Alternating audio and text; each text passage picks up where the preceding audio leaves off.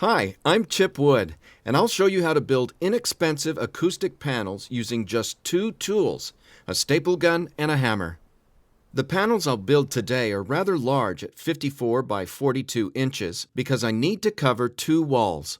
Your frame should be constructed of poplar or maple, which are two light, inexpensive woods. Buy your boards in 8-foot lengths, as they can be cut into many smaller pieces. Purchase them at a hardware store that offers to cut them to your specific measurements.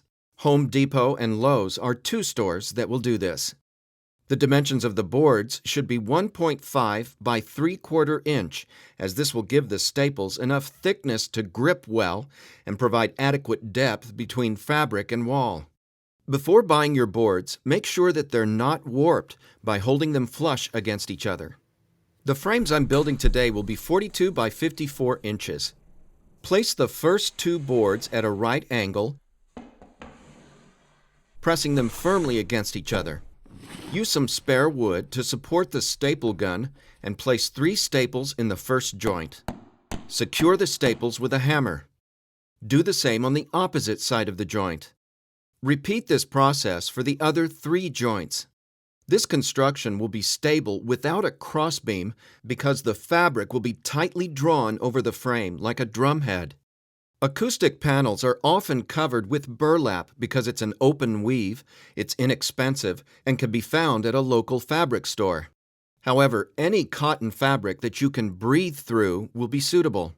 The panels I'm building are going to be installed in a guest bedroom, so they'll have to be attractive, and I found some affordable art-printed fabric at IKEA, which has a great selection of lightweight cotton fabrics. Spread your fabric face down on the floor. Mark the width and length measurements. Place your assembled frame on top of it. Measure 3 inches of excess cloth on all sides. Staple the fabric twice to the center of the first side. Now go to the opposite side, stretch the fabric tightly, and staple twice again.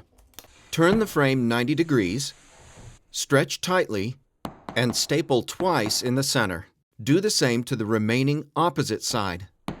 Continue rotating the frame, stretching and stapling the fabric in 3-inch increments from the center. Once you've stretched the fabric over the frame, you need to fold and secure the fabric at the corners in this manner.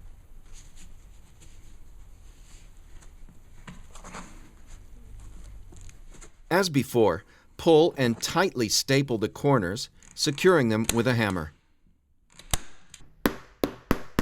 This is what the corners of your acoustic panel should look like. Now I have an attractive, lightweight acoustic panel that I can place in my studio. I'll measure the interior distance to determine hanging placement and then drive 2 nails for better support. This acoustic panel of 1.5 inches in depth will diffuse sound without added wedge foam, but I included it for these panels because the foam is a lightweight addition to the acoustic panel construction. The typical size of this foam treatment is 12 by 12 inches, so make sure that the dimensions of your frame will accommodate these 1-foot squares unless you purchase larger sizes. The best prices on acoustical foam can be found at foambymail.com, and that link is provided in the description below. If you find these episodes helpful, please subscribe. Thanks for watching.